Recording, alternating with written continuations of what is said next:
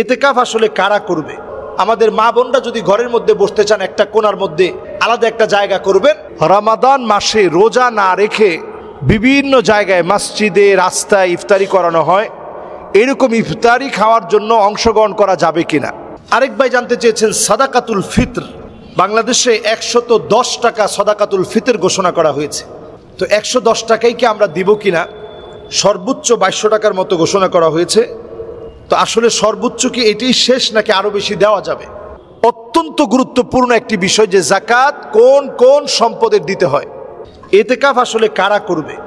এতেকাফ কারা করবে এটা অত্যন্ত গুরুত্বপূর্ণ। আমরা মনে করি যে ধরে খুবই আদর আপ্যায়ন করে অন্তত একজনকে আমরা এতেকাফ করিয়ে দিই, যেহেতু এটা সুন্নতে মুআক্কাদায়ে কিফায়া। এতেকাফটা আমরা বাংলাদেশে এতেকাফ যারা করি, অনেকে না বুঝে আমরা এতেকাফ করি, জোর জবরদস্তি করে এতেকাফে বসানো হয়। এতেকাফ কোনো জোরের ইবাদত না।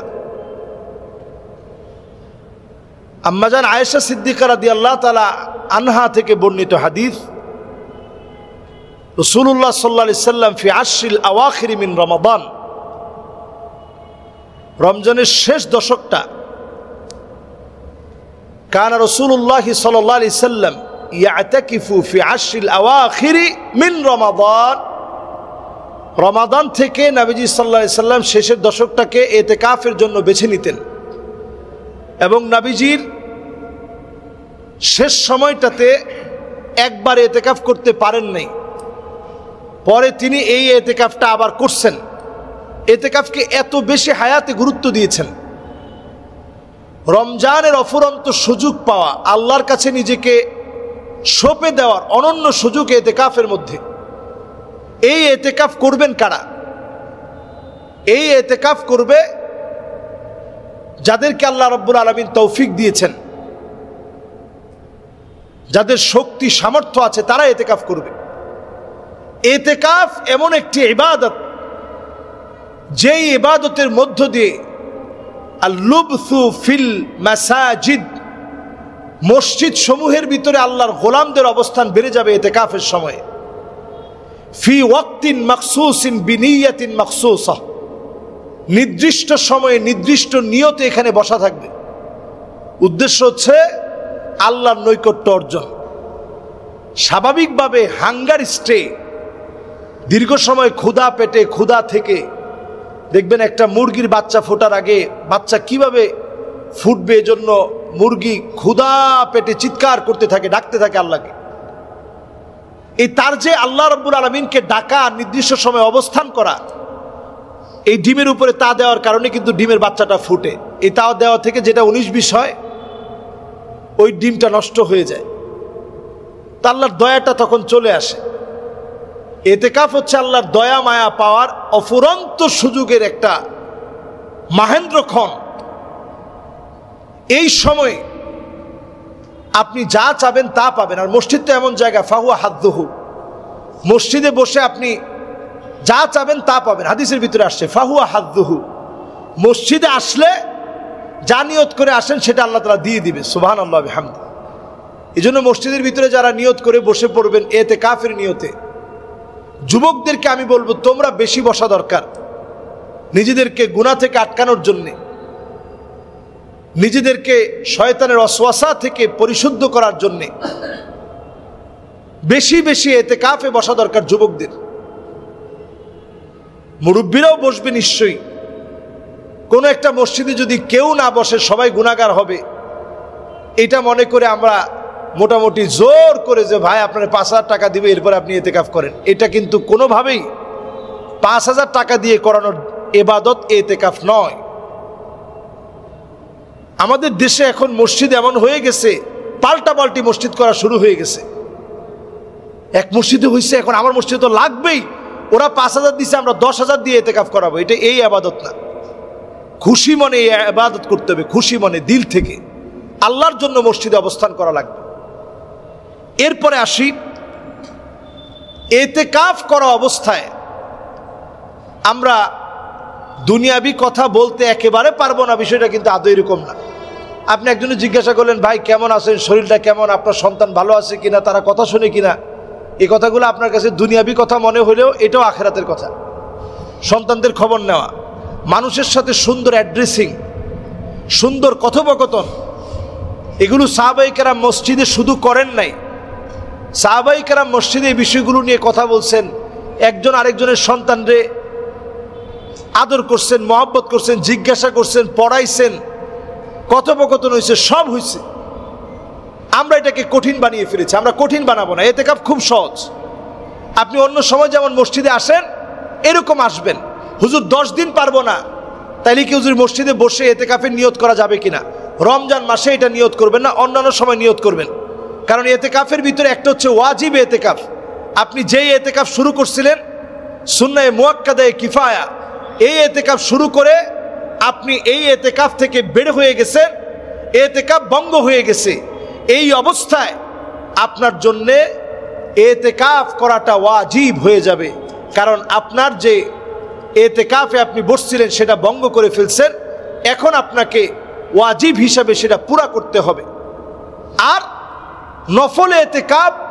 নফল ইতিকাফ হচ্ছে ওই ইতিকাফ, সামান্য সময়ের জন্য যদি আপনি বসেন, একটু সময়ের জন্য আপনি বসছেন, আপনি মনে মনে চিন্তা করলেন যে আল্লাহর জন্য আল্লাহর ঘরে বসলাম, এরকম রমজান ছাড়া আপনি বসতে পারেন। এটা নফল ইতিকাফ। রমজান ছাড়া একটু আপনি বসলেন, অবস্থান করলেন, নফল ইতিকাফ। আর রমজান মাসে আমরা যে ইতিকাফ করি এটার জন্য রোজা রাখা শর্ত। আমাদের মা বোনরা যদি ঘরের মধ্যে বসতে চান, একটা কোণার মধ্যে শাড়ি দিয়ে পেঁচিয়ে আলাদা একটা জায়গা করবেন, ওই জায়গায় আল্লাহকে স্মরণ করবেন। ওই সময় সন্তানাদিদেরকে যদি আপনি পড়াইতে চান পড়াইতে পারবেন, তাদেরকে গোসল করাইতে চাইলে গোসল করাইতে পারবেন। এরকম না যে আপনি দুনিয়ার কোনো কাজ করতে পারবেন না, আপনি ঘরের মধ্যে কেউ নাই, সন্তানরা আপনি অন্তত একটু কথা বলে দিয়েছেন যে বাবা তুমি টেপটা ছেড়ে গোসলটা করো, এতে করে আপনার ইতিকাফ মোটেও নষ্ট হবে না, ইতিকাফ মোটেও নষ্ট হবে না। আম্মা জানরা নবীজির চুল আছড়িয়ে দিয়েছেন ইতিকাফ অবস্থায়।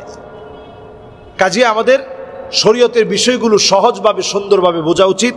আল্লাহ তাআলা আমাদেরকে বোঝার তৌফিক দান করুক। এবারের ইতিকাফ আমাদের গুনাহ মাফের ইতিকাফ হিসাবে কবুল হোক, আমিন। রমাদান মাসে রোজা না রেখে বিভিন্ন জায়গায় মসজিদে রাস্তায় ইফতারি করানো হয়, এরকম ইফতারি খাওয়ার জন্য অংশগ্রহণ করা যাবে কিনা?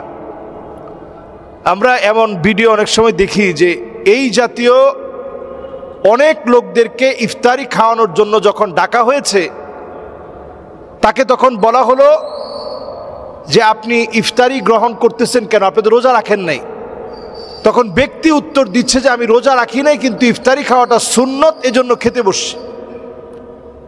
আমাদের বিবেক কতটা নষ্ট হওয়ার পরে আমরা এটা মনে করি যে আমি রোজা রাখি নাই,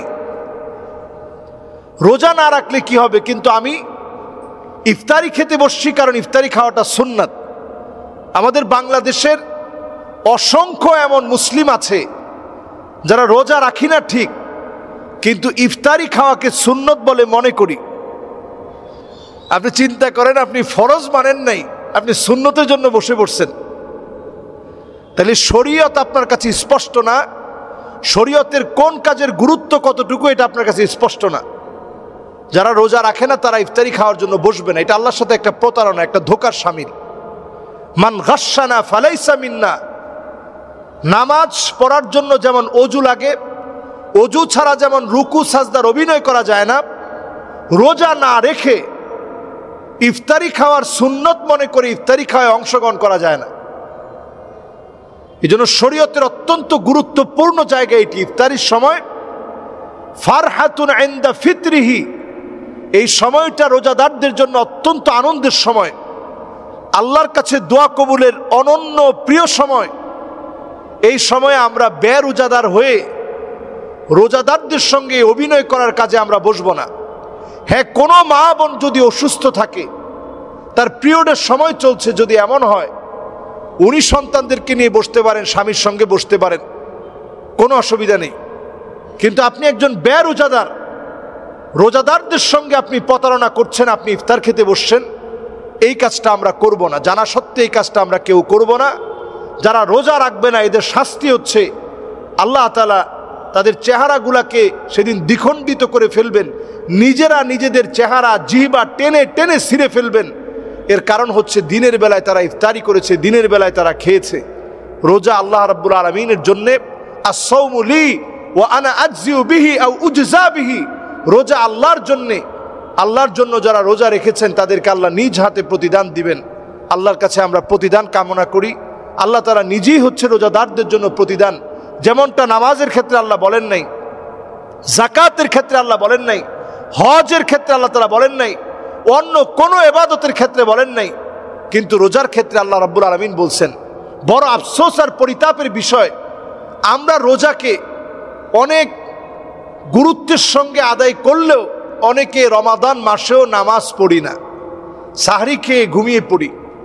আমাদের রোজা আল্লাহর কাছে কেমন করে কবুল হবে? এই জন্য রমাদান মাসে আমরা বাকি যে সময় বাকি আছে, ইফতারির আগে, সাহরির আগে, গুরুত্বের সঙ্গে আমরা এই সময়টা কাটাই। আল্লাহ তাআলা আমাদেরকে তৌফিক দান করুক, পড়েন আমিন। আরেক ভাই জানতে চেয়েছেন সাদাকাতুল ফিতর। বাংলাদেশে 110 টাকা সাদাকাতুল ফিতর ঘোষণা করা হয়েছে। তো 110 টাকাই কি আমরা দিব কিনা? সর্বোচ্চ 2200 টাকার মতো ঘোষণা করা হয়েছে। তো আসলে সর্বোচ্চ কি এটাই শেষ, নাকি আরো বেশি দেওয়া যাবে? খুবই চমৎকার এবং গুরুত্বপূর্ণ একটা প্রশ্ন বলে আমি মনে করি। আমরা যারাই সাদাকাতুল ফিতর দিয়ে থাকি, সাদাকাতুল ফিতর এটা কিভাবে দিব এটা আমরা অনেকে জানি না দেখে এই মাসালাটা আমরা ঘুলিয়ে ফেলি। সাদাকাতুল ফিতর আমি হাত দিয়ে আপনাদেরকে দেখিয়ে দিই। এই যে 1 সা এবং অর্ধ সা প্রায় সময় বলা হয়, তো 1 সা অর্ধ সা আপনি তো কোনোটাই বুঝেন নাই। এই জন্য আপনার কাছে হিসাবটা বারবার গড়বড়ে মনে হয় যে হুজুররা একটা হিসাব দিলে পরে আমরা দেই। আসলে এটার হিসাবটা কি? 1 সা মানি, অর্ধ সা মানিটা কি, আর 1 সা মানি কি? 1 সা মানি এইরকম হাতটাকে আপনি এই যে 1 বার, 2 বার, 3 বার, 4 বার, 1 সা মানি 4 মুদ পরিমাণ। এই 4 মুদ মানি মুষ্টি। আরবিতে মুদ বলা হয় আর বাংলায় বলা হয় মুষ্টি। আমরা একসময় মুষ্টির চাউল দিতাম, এইভাবে করে আমরা চাউল দিতাম এরকম মুঠ করে। কিন্তু এখন তো আলহামদুলিল্লাহ পাল্লা পাথর সব কিছু থাকার কারণে এখন কে আবার মুষ্টিতে ভরে দিবে। তো এইরকম যদি 4 বার আপনি খেজুরটা নেন, এই 3 কেজি 695 গ্রাম খেজুর নিতে পারবেন। অনেকের পাঞ্জা তো অনেক বড়, আমাদের তো ছোট। আরব দেশের পাঞ্জা অনেক বড়। মোটামুটি তারা যদি এরকম 2টা নেয় তাহলে 2 কেজি না হইলেও 2 কেজির কাছাকাছি হয়ে যাবে। তাহলে যদি 4 বার নেয় তাহলে 4 কেজির কাছাকাছি। এটা হচ্ছে হিসাব, এটা হচ্ছে 1 সার হিসাব। তাহলে 4 কেজি যদি আপনি খেজুরের কথা চিন্তা করেন, আজোয়া খেজুরে আসেন, বাইতুল মোকাররম থেকে এইবারই আমি আজোয়া খেজুর কিনছি 1200 টাকা দিয়ে। আবার আমার মধুবাগ থেকে কিনছি 1000 টাকা দিয়ে। সেদিন ফরিদপুর থেকে নিলাম 1000 টাকায়। তাইলে অনেক প্রকারের আজোয়া খেজুর আছে। সৌদি আরবে এমনও আজোয়া খেজুর আছে যেটা 1 কেজির দাম 500 টাকা। 1 কেজির দাম যদি 500 টাকা হয় তাহলে কি দাঁড়ায়? 1 কেজি সমান সমান বাংলা টাকায় 15,000 টাকা। তাহলে 4 কেজির দাম কত আসে? 60,000 টাকা। তাহলে একজনের সাদাকাতুল ফিতর যদি আপনি 60,000 টাকা দেন, আপনাকে ইসলাম নিষেধ করবে না। তবে 60,000 টাকা দিবে কে? 60,000 টাকা দিবে ওই ব্যক্তি যে সিঙ্গাপুরে গিয়ে মার্কেট করে, যে মার্কেটে 5 লক্ষ টাকা বাজেট করে তার এক সন্তানের জন্য। তিনি সামাজিক স্টেটাস অনুযায়ী তিনি 5 লক্ষ টাকা দিবেন। 5 লক্ষ টাকা মার্কেট যেরকম করছে 60,000 টাকা এরকম সাদাকাতুল ফিতর দিবে, অথবা কম বেশি দিবে। আপনি যদি 1000 টাকা করেও যদি আজোয়া খেজুর হিসাব করেন তাইলে 4000 টাকা আসতেছে।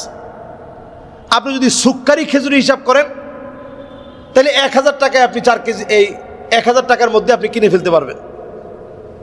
এরকম যদি আপনি কিশমিশ দিয়ে চিন্তা করেন, পনির দিয়ে চিন্তা করেন, তাহলে দেখা যাবে অল্পে যেমন আপনি পারবেন, বেশি চাইলে বেশির কোনো শেষ নেই।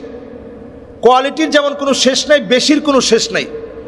সর্বনিম্ন যে লোকটা একেবারেই সর্বনিম্ন আয়ের একজন মানুষ, কিন্তু তার উপরে সাদাকাতুল ফিতর ওয়াজিব হয়ে গেছে। নিসাব পরিমাণ সম্পদ 85,000 টাকার মতো টাকার ওই দিন তার কাছে কোনোভাবে আছে। এই জন্য ঈদের আগেই সাদাকাতুল ফিতর তাকে দিতে হবে, তিনি সর্বনিম্ন 110টা টাকা দিবেন। এই সাদাকাতুল ফিতরটা আমরা দেই কেন? তুহরাতুন লিসাইমি মিনাল লাগউই ওয়ার রাফাস। এই সাদাকাতুল ফিতর আমাদের রোজার ভুল ত্রুটিগুলা মাফ করে দিবে। সুবহানাল্লাহ বিহামদি। এটার মধ্যে দ্বিতীয় লাভটা হচ্ছে তু'মাতুন লিসাইম, রোজাদারদের জন্য এটার মধ্যে খানা থাকবে। খানা কিসের খানা? রোজাদারদের জন্য খাবার। তার মানে আপনি রোজা শেষ করছেন, এখন রমজান শেষ, ঈদের একটা আনন্দ হবে। এই আনন্দের সময় আপনার টাকাটা দিয়ে সে যেন কিছু একটা কিনতে পারে। কিন্তু আপনি এমন টাকা দিলেন 110 টাকা, এটা দিয়ে 1 কেজি গোশত হবে? আমাদের দেশে তো 1 কেজি গোশত দূরে থাক, 1 পা গোশত তো হবে না। তা আপনি এই যে তু'মাতুন লিসাইম, এটার মধ্যে তুহরাতুন লিসাইমি মিনাল লাগউই ওয়ার রাফাস আর তু'মাতুন লিল মাসাকিন, মিসকিনদের জন্য, অভাবী মানুষের জন্য খাবার থাকবে। আপনার বাচ্চা যেমন সুন্দর পোশাক পরছে, এই টাকা দিয়ে ওই বাচ্চাও সুন্দর পোশাক পরতে পারবে। আপনার বাচ্চা যেমন ভালো খাচ্ছে, এই টাকা দিয়ে সাদাকাতুল ফিতর যে নিয়েছে সেও ভালো খেতে পারবে। এইভাবে চিন্তা করে যদি আমরা সাদাকাতুল ফিতরটা দেই, অন্তত ঈদের দিনটা মানুষের আনন্দে কাটবে। এই জন্য আমরা একটু বাড়িয়ে দিব, কমিয়ে দিব কেন ভাই? নিজে একটু পোশাক 500 টাকা কম দিয়ে কিনেন, 1000 টাকা সাদাকাতুল ফিতর দেন, 500 টাকা দেওয়ার চেষ্টা করেন। যার একেবারেই সামর্থ্য কম তিনি 110 টাকা দিবেন, এই ব্যাপারে আমার কোনো আপত্তি নেই। কিন্তু যার সামর্থ্য আছে, সামাজিক স্টেট আছে, উনি 1000 কোটি টাকার মালিক, তিনি 60 কেন, তিনি পারলে 2 লাখ টাকা সাদাকাতুল ফিতর দিবে, 10 কোটি টাকা পারলে তিনি জাকাত দিবেন, লিখে লিখে জাকাত আদায় করবে। অর্থনৈতিক সমৃদ্ধি যদি আমরা কামনা করি, জাতি গোষ্ঠী বর্ণ নির্বিশেষে এই জাতির বুনিয়াদকে যদি আমরা মজবুত করতে চাই, এগুলোর বিকল্প নাই ভাই। আল্লাহ তাআলা আমাদেরকে বোঝার তৌফিক দান করুক, আমিন আমিন ইয়া রাব্বাল আলামিন। অত্যন্ত গুরুত্বপূর্ণ একটি বিষয় যে জাকাত কোন কোন সম্পদের দিতে হয়। জাকাত দিতে হয় মৌলিক 4টি সম্পদের উপরে। 1 নাম্বার সম্পদ হচ্ছে কাঁচা টাকা, এটার জাকাত দিতে হবে।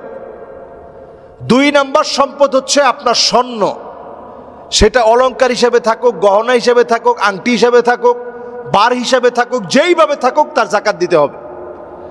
3 নাম্বার আপনার জাকাত দেওয়া লাগবে রূপ্য মুদ্রার জাকাত দিতে হবে। রূপা আপনার কাছে আছে, সেই রূপা এটা যদি 52.5 ভরি সম পরিমাণের হয় আপনাকে জাকাত দিতে হবে। তাহলে জাকাতের জন্য স্বর্ণ পেলাম, রূপা পেলাম, জাকাতের জন্য পেলাম কাঁচা টাকা। এরপরে জাকাতের জন্যে জাকাত দেওয়া লাগবে আপনাকে আমাকে ওই সম্পদের উপরে। ধরুন একটা জমি আপনি কিনেছেন ব্যবসার নিয়তে, এই প্রোডাক্টের উপরে জাকাত দিতে হবে। গরুর খামার করেছেন আপনি ব্যবসার নিয়তে, এটার উপরে জাকাত দিতে হবে। মুরগির ফার্ম করেছেন আপনি ব্যবসার নিয়তে, এটা থেকে আপনাকে জাকাত দিতে হবে। আপনার ফ্যাক্টরি আছে, এটার যে মেশিনারিজ আছে এগুলোর উপরে জাকাত দিতে হবে না, কিন্তু এর যে কাঁচামাল রয়েছে ওই কাঁচামালের উপরে জাকাত দিতে হবে। তাহলে আমরা যদি টোটাল মাসালাটা আপনাদের সামনে একেবারে খোলামেলা বলি, যত সম্পদ কাঁচামাল হিসেবে টাকা হিসেবে আপনার কাছে আছে এগুলোর জাকাত দিতে হয়। তো জাকাত আমরা দিব কিভাবে? ওয়াহাল আলাইহিল হাউল, 1 বছর এই সম্পদ 52.5 ভরি রৌপ্য পরিমাণ সম্পদ, 52.5 ভরি রৌপ্য পরিমাণ সম্পদ, এইটা আপনার হাতে হস্তগত হয়েছে, আপনার হাতে আস, এই সম্পদের জাকাত আপনাকে প্রদান করা লাগবে। তাহলে 52.5 ভরি রৌপ্যের দাম কেমন? বর্তমান যদি একেবারে লেটেস্ট বাজার দর আপনি কল্পনা করেন 1,10,000 টাকা। একটু নর্মাল রূপা যেটা আছে ওইটা 85,000 90,000 টাকা পাওয়া যায়। তাহলে বোঝা যায় 1,10,000 টাকা, এটাই আমরা ধরি স্ট্যান্ডার্ড লেভেলটা যদি আমরা মেনটেন করি 1,10,000 টাকা। এই 1,10,000 টাকা যদি আপনার কাছে 1 বছর যদি আপনার হাতে থাকার পরে ঘুরে আসে, তাইলে আপনি জাকাত প্রদান করবেন 1 লক্ষ টাকায় মাত্র 2,500 টাকা। 1 কোটি টাকায় মাত্র 2.5 লক্ষ টাকা আপনি জাকাত দিবেন। আল্লাহ খুব বেশি চান নাই, সামান্য চেয়েছেন। অনেকের ক্ষেত্রে একটা প্রশ্ন জাগবে যে হুজুর আমরা তো ঋণগ্রস্ত আছি। বাংলাদেশের যত ধনী ব্যক্তি আছে, বড় বড় সব ধনীদের অনেক বড় বড় ঋণ আছে, যে হুজুর আমার তো কয়েকশো কোটি টাকা ঋণ আছে, ঋণগ্রস্তের উপরে জাকাত নাই, তাইলে হুজুর আমার জাকাত থাকবে কেন? কারণ ঋণটা আপনি এখনই পরিশোধ করবেন না, আপনি নিয়তি করে রাখছেন ঋণটা আরো কয়েক বছর পরে আপনি দিবেন, এই জন্য এখন আগে আপনি জাকাত দেন। এই ক্ষেত্রে আপনাকে একটা ছোট্ট বিষয় বলে রাখতে চাই, যদি আপনি ব্যাংক থেকে ধরেন 2 কোটি টাকা দিয়ে আপনি আপনার কাঁচামাল কিনলেন, ধরেন আপনি সুতা কিনলেন যেটা দিয়ে পোশাক তৈরি করবেন, তাইলে এই বিষয়টা আপনি 2 কোটি টাকা জাকাতের বাইরে রাখবেন। আর জাকাত যখন আমরা দিব, এই ঋণের টাকাটা আমরা বাইরে রাখব। বাইরে রেখে আপনি হিসাব করবেন স্বর্ণে কতটুকু আছে, রূপে কতটুকু আছে, নগদ অর্থে কতটুকু আছে, মানুষের কাছে আপনি হাওলাত দিয়েছিলেন, কর্জে হাসানা দিয়েছেন, সেটা আপনি পাবেন, ওইটাও আপনার টাকা। প্রাইস বন্ড কিনে রাখছেন, ওইটাও আপনার টাকা। শেয়ারে টাকা লাগিয়েছেন, ওইটাও আপনাদের টাকা। বন্ধুদের সঙ্গে ব্যাংকে একত্রে টাকা রেখেছেন, ওইটাও আপনাদের টাকা। এমনকি বন্ধুদের সঙ্গে একসঙ্গে ব্যবসা করতেছেন, ওইটাও আপনার টাকা। এই সব টাকাগুলো আপনি হিসাব করবেন। এমনকি আপনার স্ত্রীকে আপনি মহারণা দিবেন, এই মহারণা দেওয়ার আগে আপনার স্ত্রীর জন্যে মহারণা দিবেন। এই মহারণা দেওয়ার ঠিক আগ মুহূর্তে আপনি চিন্তা করছেন যে এই বছর 1 লাখ টাকা দিব, এই 1 লাখ টাকা বাদ দিয়ে, কারণ 1 লাখ টাকা তো আপনার স্ত্রী এখন পেয়ে যাবে আপনার কাছ থেকে, এই টাকাটা আপনি বাদ দিয়ে দিবেন, জাকাতের খাত থেকে এটা বাদ দিয়ে দিবেন, জাকাতের হিসাব থেকে এটা বাদ দিবেন। বাদ দিয়ে আমরা পাই টু পাই খাতার ভিতরে লিখবো, হাতের ভিতরে স্বর্ণ হিসাবে কত আছে, রৌপ্য হিসাবে কত আছে, নগদ টাকা হিসাবে কত আছে, এরপরে মানুষের কাছে আমি হাওলাত পাবো কত টাকা, কাঁচামাল হিসাবে কত আছে, পকেটের ভিতরে কত আছে। এখন নতুন আমি ব্যাংকের মাধ্যমে হয়তো আমি একটা ইনকাম পেয়েছি, ওই ব্যাংকের ইনকাম বাবদ ব্যাংকে এখন বেতন আসে। জাকাত যদি কেউ না দেয়, এই সম্পদ আপনার জন্যে জাহান্নামের আগুন হয়ে যাবে। জাহান্নামকে আল্লাহ তাআলা টেনে আনবেন, এরপরে শাস্তির সম্মুখীন করবেন। আমরা যে প্রাইস বন্ডগুলো কিনি, এগুলোরও জাকাত দিতে হবে। এমনকি জাকাত দিতে হবে, ব্যবসায়িক সমিতি করি, ওইটারও জাকাত দিতে হবে। আমরা জাকাত দিব যদি আমরা কোনো ফ্ল্যাট ক্রয় বিক্রয় করে লাভ করার নিয়তে কিনে থাকি, এটারও জাকাত দিতে হবে। গাড়ির জাকাত দিতে হবে না, গাড়ির জাকাত দিতে হবে না। পশু যেগুলো আছে আমাদের দেশে, এমন কোনো পশু নাই যেগুলো শুধু ঘাস টাস খেয়ে চারণভূমিতে বিচরণ করে যে গরুগুলো বড় হয়, এমন কোনো গরু আমাদের দেশে এখন নাই। আমাদের দেশে গরুগুলারে আমরা নিজস্বভাবে খাবার দিয়ে থাকি, এজন্য এটা আপনি বাদ রাখেন।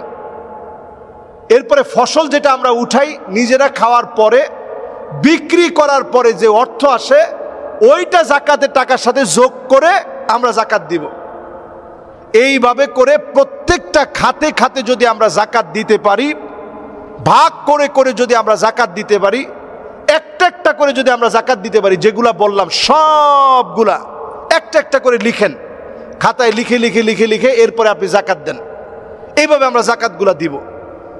আর জাকাত দিব না যারা ঋণগ্রস্ত, একেবারে অভাবী, যারা নিজেরা মিসকিন, যারা নিজেরা অভাবী, আরেকজনের কাছে জাকাত খেতে পারবেন, এমন লোকের আমরা জাকাত দিব না। এছাড়া সবাই যাদের উপরে নেশাব পরিমাণ সম্পদ হয়েছে, 1,10,000 টাকা রমাদানের একটা নির্দিষ্ট হিসাব করে রাখবেন যে 17 রমজান এবার দিছেন, আগামী বছর 17 রমজান আসলে আপনার নিসাব পরিমাণ একেবারে বছরটা পুরা হলো।